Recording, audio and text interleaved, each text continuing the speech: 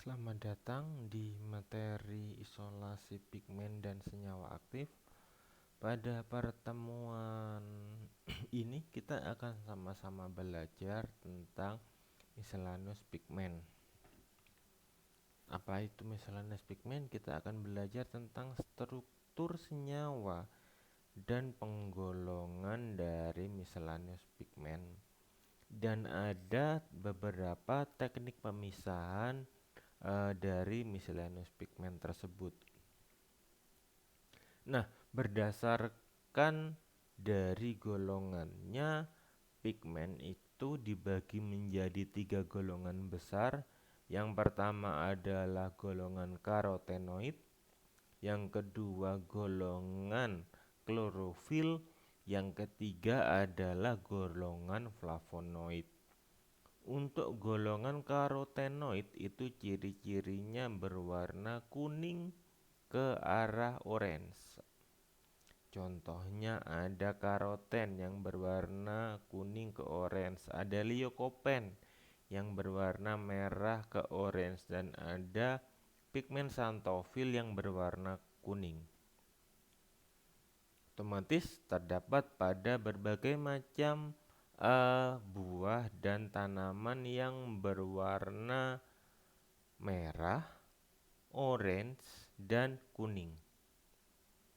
Lalu untuk klorofil itu seperti pertemuan yang kemarin, dia ada pada tanaman yang berwarna hijau, ada klorofil A, klorofil B. Lalu ada turunan flavonoid, di mana untuk turunan flavonoid ini memiliki banyak warna. Untuk antosianin berwarna merah sampai ke ungu. Ada antosianin dan antosantin yang berwarna krim atau putih. Dan yang terakhir ada betalain yang berwarna ungu atau merah atau ke orange. Ini adalah penggolongan pigmen berdasarkan kelas pada tanamannya.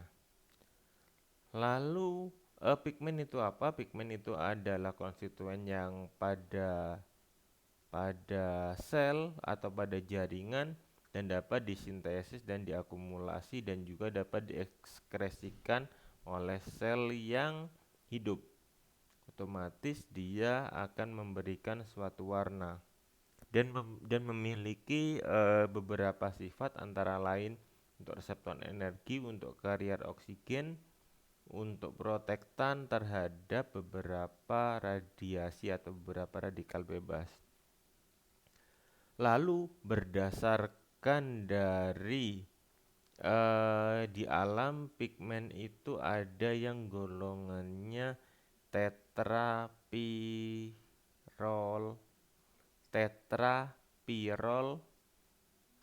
ada dari klorofil, ada hemoglobin dan bilins, ada turunan isopren, contohnya karotenoid, ada turunan benzopiran, contohnya antosianin dan flavonoid, dan ada dari artefak, contohnya melanoidin dan karamel. Itu berdasarkan kalau misalkan kita lihat dari struktur kimianya. Yang akan sedikit kita pelajari di sini adalah dari klorofil. Klorofil ini kemarin sudah. Mioglobin dan hemoglobin ini ada pada sel darah yang akan memberikan warna merah. Dia akan mengikat Fe di tengahnya. Lalu ada antosianin, ada karotenoid, ada flavonoid, ada vicosianin, ada betalain, ada quinon, ada xanthon. Nah, untuk flavonoid itu diambil dari kata flavus yang berarti orange. Jadi umumnya senyawa-senyawa yang memiliki flavonoid itu warnanya itu agak kuning. karena tanaman memiliki secondary metabolite yang berwarna kuning. Untuk flavonoid tersebut kita bisa bagi menjadi beberapa grup. Yang pertama adalah antosianin, ada flavon, ada flavonol, ada flavan, dan ada antosianidin.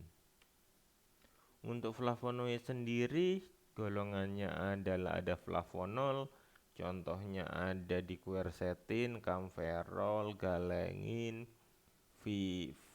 visetin. Lalu ada flavon, ini flavonol, ada flavon contohnya apigenin, krisin, lutein, baikalin, dan baikalein. Lalu ada flavonol, ada katekin, epikatekin, ada epigalokatekin, ada epikatekin, ada galat, contohnya ada pada teh. Lalu ada flavonon, contohnya adalah eridiktiol, ada hesperidin, ada naningenin, ada pada buah grapes. Lalu ada antosianin, ada cyanidin, ada pelargonidin, ada delphinidin, ada peonidin, ada malvidin, ada pada buah delima. Lalu ada isoflavon. Isoflavon ini ada genistein, deistein, glycitein, dan formononentin itu ada pada kedelai. Lalu berdasarkan strukturnya, dari antosianin itu terdiri dari cincin 2 benzopyrilium, dari garam flavillum. Untuk bentukannya, dia memiliki ada bentukan polihidroksi atau polimetoksi derivat dari garamnya tersebut. Untuk antosianin itu pigmennya bisa berupa glukosida, nanti akan berikatan dengan satu molekul glukosa. Biasanya untuk beberapa flavonoid itu merupakan senyawa glikosida. Gula yang terikat biasanya adalah heterocyclic compound. Ikatan O pada glukosa tersebut yang berikatan dengan gugus aglikonnya. Ikatannya ester ya. Lalu ketika dia berikatan dengan gula membentuk senyawa glikosida, maka senyawa tersebut antosianinnya bisa hidrolisis, biasanya akan menjadi senyawa aglikon yang kita sebut dengan antosianidin. Untuk gugus dari antosianin yang merupakan senyawa yang bebas gula, antosianidin dari glukosa tersebut, dan ada antosianin yang memiliki ikatan glukosa atau menjadi suatu senyawa glikosida. Jadi ini strukturnya antosianin, nanti yang bisa kita masuki gugus hidroksi polihidroksimetri di sebelah sini, dan untuk ikatan O-nya di sini akan berikatan dengan ini ikatan O heterosiklik yang akan berikatan dengan gula dan yang akan membentuk senyawa glikosida, di mana ikatannya adalah ikatan ester. Lalu ini contoh yang pertama adalah mioglobin. Mioglobin adalah kompleks pada protein di daging atau di otot. Lalu ada hemoglobin, adalah pewarna dari zat warna dari darah. Untuk hemoglobin itu memiliki 4 ikatan polipeptida dan memiliki 4 gugus heme, di mana pada bentukan planarnya akan mengikat atom besi pada bagian tengahnya. Untuk ikatan heme tersebut fungsinya adalah untuk mengikat oksigen sehingga bisa membawa dari paru-paru ke seluruh tubuh. Untuk mioglobin itu ukurannya kurang lebih hampir sama dengan hemoglobin, biasanya merupakan ikatan single polipeptida dan memiliki kurang lebih 155 jenis asam amino yang akan terikat pada satu hemoglobin. Nantinya hemoglobin tersebut akan sebagai penyimpanan dari oksigen yang dibawa oleh hemoglobin di dalam darah. Jadi untuk berdasarkan strukturnya, ikatan dari keempat mioglobin disebut menjadi hemoglobin. Oke, dari sifat fisika kimianya, sifat fisikanya mioglobin itu merupakan suatu protein sarkoplasmik yang ada pada otot, larut pada air, dan larut pada pelarut garam. Ini adalah struktur hemoglobin di mana 4 dari mioglobin akan mengikat Fe dan nanti ini akan membawa oksigen. Nah, dia bisa mengalami oksigenasi reaksin di mana mioglobin ketika berikatan dengan molekul oksigen maka akan menjadi kompleks oksimioglobin. Nantinya oksimioglobin tersebut akan menghasilkan warna yang lebih merah. Untuk mioglobin tersebut bisa mengalami reaksi oksidasi. Ketika mioglobinnya mengalami reaksi oksidasi akan menjadi metmioglobin atau MMB yang berwarna coklat. Nantinya fungsi dari kompleks Fero pada bagian tengah di sini akan membentuk kompleksnya dengan mioglobin yang berwarna ungu, sehingga apabila mioglobin tersebut berikatan dengan oksigen akan menjadi mioglobin, apabila berikatan dengan nitrogen oxide akan menjadi nitromioglobin, dan apabila berikatan dengan karbon monoksida akan menjadi karboksimioglobin. Selanjutnya untuk antosianin tersebut ada berbagai macam grup, antara lain ada kalkon, ada flavon, ada flavonon, ada flavon, ada flavonoid, ada flavonol, ada katekin, dan ada antosianidin. Lalu untuk antosianin tersebut biasanya ada pada makanan yang berwarna merah. Contohnya adalah pelargonidin, cyanidin, delphinidin, peonidin, metunidin, dan malvidin. Untuk senyawa karotenoid itu merupakan senyawa yang larut pada lemak berwarna kuning sampai orange sampai merah, dan biasanya pigmen ini ditemukan pada kloroplas, baik pada kloroplas pada hewan maupun kalau misalkan kloroplast itu pada tanaman. Untuk kloroplast ada pada hewan. Untuk pada hewan tidak bisa mensintesis karotenoid sehingga dia mendapatkan karotenoid berdasarkan yang dimakan tiap hari. Untuk karotenoid sendiri merupakan molekul yang kompleks, terdiri dari 750 struktur yang berbeda dan biasanya digunakan untuk pewarna alami. Untuk karotenoid sendiri dia memiliki hanya memiliki gugus karbon dan oksigen. Untuk karotenoid sendiri itu pada dasarnya adalah berdasarkan gugus terpenoid, sehingga karotenoid tersebut ada bentuknya hidroksi karoten atau oksigen xanthofil.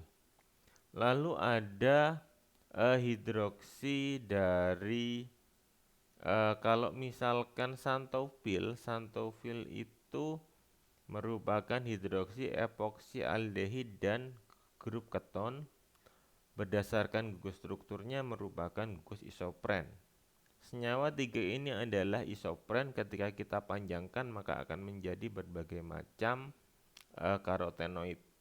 Karena dia senyawanya dari terpen, maka dia larut pada pelarut lemak. Selanjutnya untuk antosianin ini untuk isolasinya dengan cara membuat tanamannya atau menjadi suatu serbuk, lalu kita ekstraksi dengan senyawa dengan alkoholik dengan sedikit suasana asam. Nantinya asam tersebut akan membantu untuk melepaskan dari antosianin tersebut agar keluar untuk meningkatkan kelarutannya. Biasanya kita gunakan HCl atau asam asetat. Setelah kita dapatkan, kita tambahkan ether untuk mengendapkan dari pigmen tersebut. Nantinya pigmen tersebut kita bisa larutkan dengan suasana asam. Biasanya kita tambahkan HCl. Lalu untuk beta karoten saya ambil contoh pada carrot, wortel. Kita keringkan wortel, kita hancurkan sampai jadi bentuk serbuk, dan karena karoten itu larut pada pelarut lemak, kita gunakan petroleum ether pada suhu ruang, kita ekstraksi dengan konsentrasi dengan suhu 30 sampai 40 derajat Celcius. Nantinya hasilnya nanti kita tambahkan karbon disulfid untuk ekstraknya tersebut dan sedikit etanol untuk menghilangkan impurities dari beta karoten tersebut. Lalu bagaimana untuk leukopen? Untuk leukopen itu kita bisa melakukan isolasi dengan berbagai macam metode. Yang ini yang akan kita ambil adalah dari tomat, kita sentrifugasi, kita larutkan dengan metanol, lalu kita tambahkan kalsium karbonat dan kita saring dengan menggunakan Setelah disentrifugasi kita ambil supernatannya dan hasil dari warnanya akan terlihat pada kertas dengan aseton dengan heksan, dan kita bisa larutkan lagi dengan pelarut leukopen.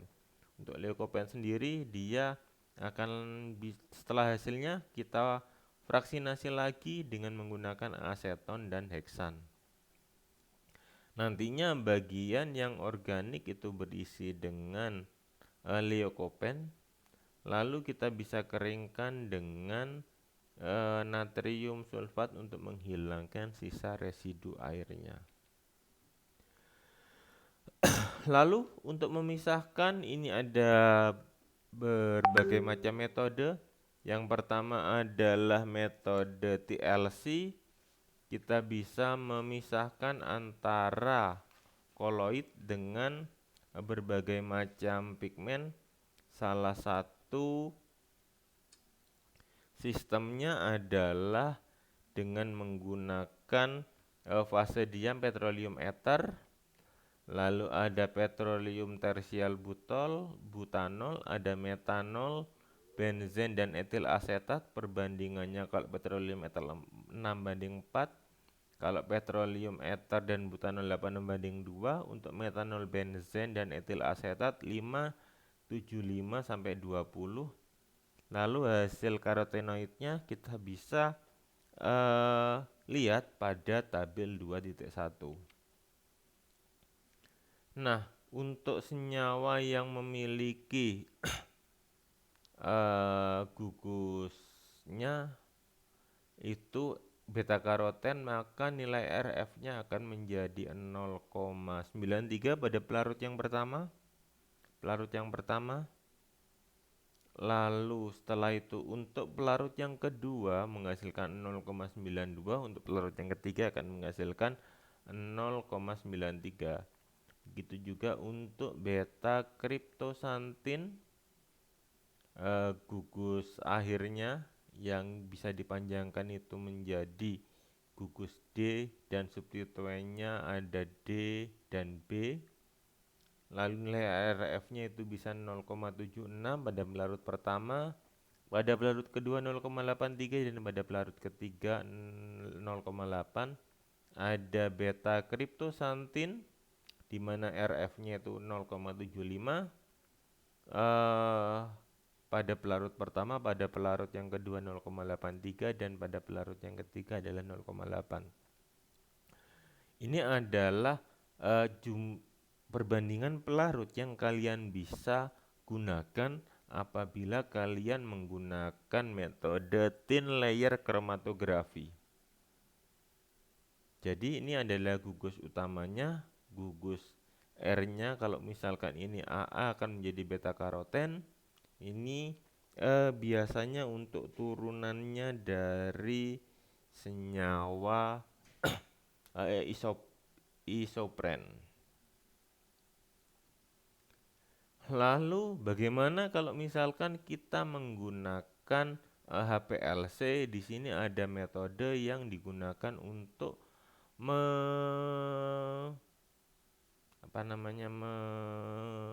memisahkan dari pasta paprika yang dilarutkan dengan metanol dan dietil ether. Dengan kondisi analisis kita menggunakan kolom oktadesil 250, kolom oktadesil 250 dengan 250 mm panjangnya, berarti sekitar 25 cm, dengan